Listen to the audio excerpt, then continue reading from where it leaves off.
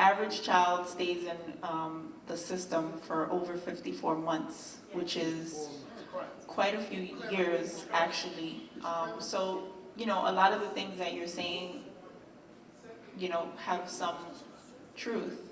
But I just want to make sure that I'm speaking from a place of facts that you could actually look up and find.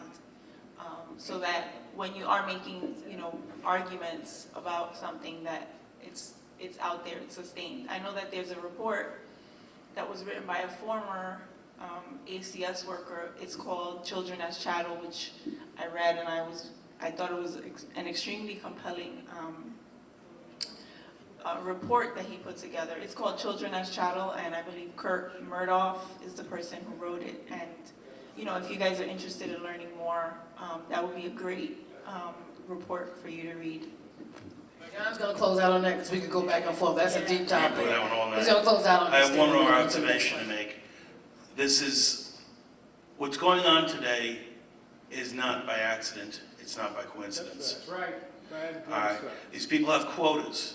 They want to keep their job, they get their quota. They're being paid by the federal government. The federal government filters hundreds and hundreds of billions of dollars through the states every year based on the number of children that come into the system. Same thing as prisons. For every person that goes into prison, the federal government gives money to the state. It's in the state's interest. Look at the budget deficit we're working on now. It's in the state's interest to keep these people, the people in prison and the children in foster care. Because when you send them home, you lose money. Thank you. All right. Okay. Moving right along into the next question. No, it's okay. There have been several former employees of ACS that I personally have known and spoken to, some even that are members of this organization. And I've spoken to them. They have resigned from their positions due to what they collectively explained to me are strenuous and oftentimes just unjust means of having to render their duties to clients.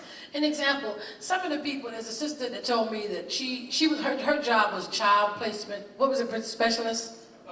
Yes, CPS work. Her title is CPS worker, and that means child protective specialist, right?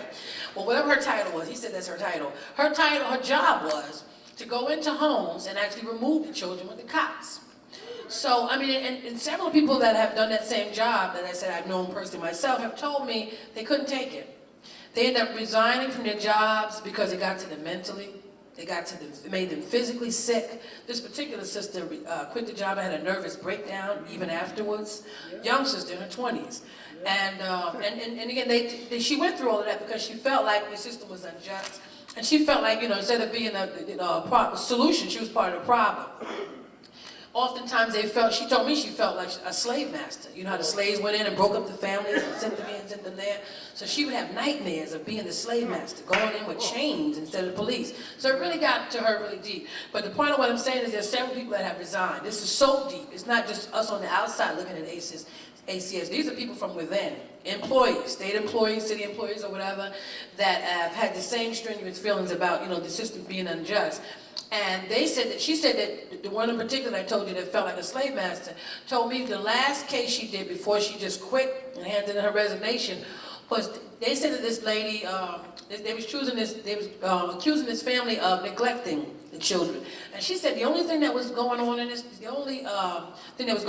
family was that they were poor. Like the children were going to school, maybe holes in their sneakers, or maybe holes in their pants. And she said the culprit was poverty.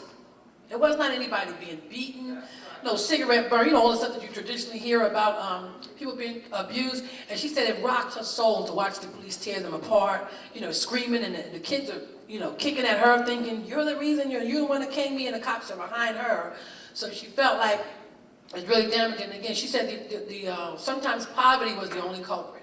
Now, the question to the panel is, what is your take as panelists on this? If I may, I would guess it would have some type of psychological effect upon, if you being black or minority, and you have to play, and being a former slave, that you would have to play a role of a slave master and go kidnap children. That should have a long-term psychological damaging effect upon you. Because you black, and what you going in another black person's house kidnapping children. You know, for no right. So I sympathize with them, and I hope it's also a learning experience from them. I would like to respond to that question. You know, as an advocate, you take an oath to do no harm. And in doing no harm, that means that you assess the situation. And if you're not a part of the problem, then you must be a part of the solution. So I have dedicated my life to God and to children to be a part of that solution. Because as a parent, I could not bear knowing that someone would have the authority or the audacity to come into my house and remove my child from my house. I would rather die, literally. And because of that, I know that sounds like a very strong statement, but I mean that literally. I think that my daughter is absolutely priceless. So I have decided that I'm going to be an advocate for children, and that I'm going to do it until I can't do it anymore. And that means that this is my life's work, and if I die making a difference, then the difference I have made. And I am personally going to sue the Administration for Children's Services on behalf of all the children that they have abused and neglected and forgotten. Nix Marie Brown didn't die in vain. Ronald Brown didn't die in vain. Okay, and the list goes on and on and on. And now is the time. If not today, then when? Now. That's deep, and she's an attorney. She's gonna sue them. I would just like to say, in every system, you do have a lot of downfall. You run into problems in every system.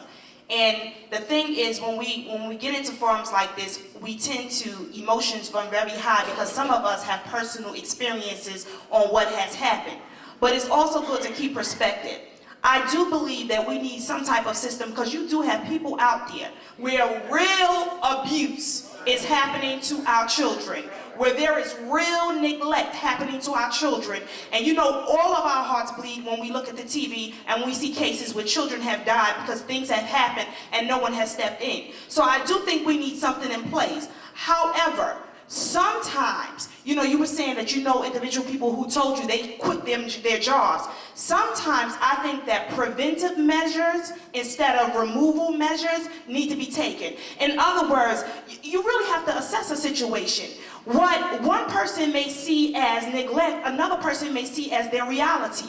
It may just be a poverty situation. And if you can step in and you can give away to the whole family to get the resources they need, maybe get some educational services to the parent, maybe get some employment to one of the parents, maybe get the right educational system to the child, then you'll begin to see those things move away, and instead of moving the child away, you're now moving the problems away. So I think there are a lot of flaws in the system, but I do not think that the system just needs to be cut down. I do think, again, I'll say it needs to be restructured so that, you know, and maybe parents need to have a better say-so. Maybe there needs to be a parents' council or community council that deals directly with ACS so that they can have a say-so on what happens to their children. One thing that I see basically with ACS, what they do basically, when they go to a home and they move a child, they do this on the false pretense that they're moving the child from a bad situation. But normally, and like you said, parents is guilty more than anybody. Some parents harm a child. We're not going to basically, neglect that happens basically. But one thing I see that when children get involved in foster care, right, and their intentions are to remove the child from a bad situation, oftentimes they place the child in a worse situation. And where children are used as sex toys,